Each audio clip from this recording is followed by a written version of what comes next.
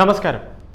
2014 നരേന്ദ്രമോദി സർക്കാരിന്റെ കാലം മുതലാണ് ഭാരതത്തിൽ റോഡുകൾക്ക് ജീവൻ വച്ചു തുടങ്ങിയത് എന്ന് പറയുന്നതിൽ യാതൊരു സംശയവുമില്ല.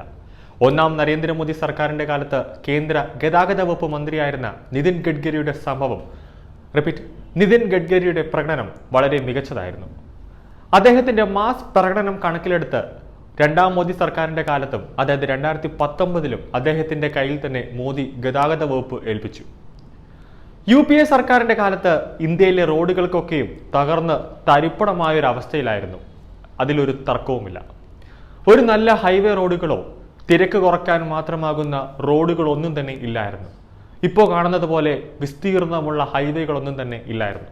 എന്നാൽ 10 വർഷം കൊണ്ട് നിതിൻ ഗഡ്കരിയുടെ ഒരു മാജിക് തന്നെയാണ് ഭാരതത്തിലെ റോഡ് നിർമ്മാണ മേഖലയിൽ അല്ലെങ്കിൽ ഗതാഗത മേഖലയിൽ നടന്നത് എന്നതിലൊരു തർക്കമില്ല. ഗതാഗത മേഖലയിൽ വൻ മാറ്റം കൊണ്ടുവരാനും സാധിച്ചു എന്നത് ഉത്തമ ഉദാഹരണമാണ്. റോഡുകളിൽ വലിയ തോതിൽ അപകടം കുറയ്ക്കാൻ നരേന്ദ്രമോദി സർക്കാരിന്റെ നേതൃത്വത്തിലുള്ള നിതിൻ ഗഡ്കരിയുടെ ശ്രമം പാഴായില്ല എന്നത് എടുത്തു പറയേണ്ടതാണ്. റോഡിലെ ഓരോ നിയമവും കർശനമാക്കിയത് നിതിൻ ഗഡ്കരിയായിരുന്നു. നിലവിൽ നിതിൻ ഗഡ്കരിയുടെ ഒരു സുപ്രധാനമായ ഒരു തീരുമാനമാണ് ഇപ്പോൾ വന്നിരിക്കുന്നത്. മോശം റോഡുകളിൽ ടോൾ പിരിവ് ഏർപ്പെടുത്തുന്നത് ശരിയല്ലെന്ന് കേന്ദ്ര ഉപരിതല ഗതാഗത വകുപ്പ് മന്ത്രിയായ നിതിൻ ഗഡ്കരി വ്യക്തമാക്കി. അടുത്ത സാമ്പത്തിക വർഷം മുതൽ സാറ്റലൈറ്റ് ടോൾ പിരിവ് ഏർപ്പെടുത്തുമെന്നും അദ്ദേഹം പറഞ്ഞു. സാറ്റലൈറ്റ് അധിഷ്ഠിത ആധുനിക ടോൾ പിരിവെന്ന വിഷയത്തിൽ അന്താരാഷ്ട്ര ശില്പശാലയിൽ പങ്കെടുത്ത് സംസാരിക്കവെയാണ് മന്ത്രി ഇക്കാര്യം വ്യക്തമാക്കിയത്. കുണ്ടും കുഴിയും നിറഞ്ഞ ഗതാഗത യോഗ്യമല്ലാത്ത റോഡുകൾക്ക് ടോൾ പിരിവ് ഏർപ്പെടുത്തുന്നത് ശരിയായ നടപടിയല്ല. നല്ല സേവനമല്ല നൽകുന്നതെങ്കിൽ പണം ഒരു കാരണവശാലും ഈടാക്കാൻ പാടില്ല. റോഡുകളുടെ അവസ്ഥ മോശമാകുമ്പോൾ നിരവധി പരാതികൾ ലഭിക്കാറുണ്ട്. സോഷ്യൽ മീഡിയയിലും നിരവധി പരാതികൾ കാണാം. നല്ല ഗുണനിലവാരമുള്ള റോഡുകൾ നിർമ്മിക്കാനും പരിപാലിക്കാനുമായില്ലെങ്കിൽ ടോൾ പിരിക്കരുത്. റോഡ് പണി അവസാനിക്കുമ്പോഴേക്കും ടോൾ പിരിക്കാൻ തിടുക്കം കൂട്ടുന്നത് അവസാനിപ്പിച്ചേ മതിയാകൂ. അടുത്ത സാമ്പത്തിക വർഷം മുതൽ 5000 കിലോമീറ്റർ ദൂരത്തിൽ സാറ്റലൈറ്റ് ടോൾ പിരിവ് ഏർപ്പെടുത്തും. നാഷണൽ ഹൈവേ ഏജൻസികളുടെ ഫീൽഡ് ഓഫീസർമാർ ജനങ്ങളോട് മൃദുവായ രീതിയിൽ പെരുമാറണമെന്ന് മന്ത്രിയുടെ ഉത്തരവുണ്ട്.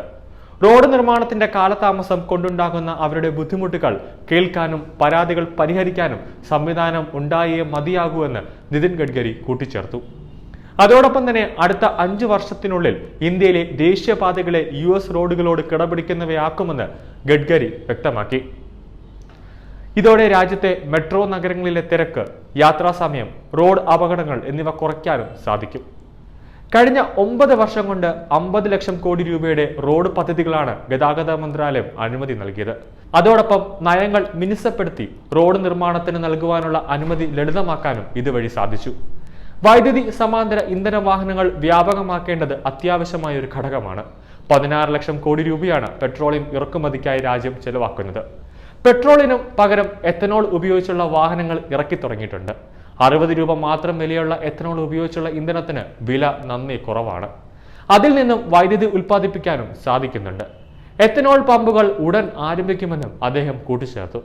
അതായത് മോദി സർക്കാരിന്റെ കീഴിൽ നിതിൻ ഗഡ്കരി ഗതാഗത മന്ത്രിയായി അധികാരമേറ്റത് മുതലാണ് രാജ്യത്ത് അതിമനോഹരമായ അല്ലെങ്കിൽ സുന്ദരമായ ഹൈവേ റോഡുകളും റിംഗ് റോഡുകളും മേൽപ്പാലങ്ങളുമെല്ലാം നമ്മൾ കണ്ടു തുടങ്ങിയത്. ഒരർത്ഥത്തിൽ ഫോട്ടോകൾ കാണുമ്പോൾ ഇത് അമേരിക്കയിലെയോ അല്ലെങ്കിൽ ജപ്പാനിലെയോ അല്ലെങ്കിൽ ദുബായിലെയോ റോഡുകളാണെന്ന് വരെ തെറ്റിദ്ധരിച്ച ആളുകൾ അല്ലെങ്കിൽ തെറ്റിദ്ധരിച്ചവർ നമ്മുടെ ഭാരതത്തിലുണ്ടായിരുന്നു. നിതിൻ ഗഡ്കരിയെ കൊണ്ട് നമ്മുടെ ഭാരതത്തിലെ റോഡുകൾക്ക് ഒരു വലിയൊരു മാജിക് അല്ലെങ്കിൽ മാറ്റി എഴുതാൻ ഗതാഗത മേഖല അല്ലെങ്കിൽ റോഡുകൾ തന്നെ മാറ്റി എഴുതാൻ സാധിക്കുമെന്ന് ഇതോടുകൂടി നിതിൻ ഗഡ്കരി തെളിയിച്ചു കഴിഞ്ഞിട്ടുണ്ട്.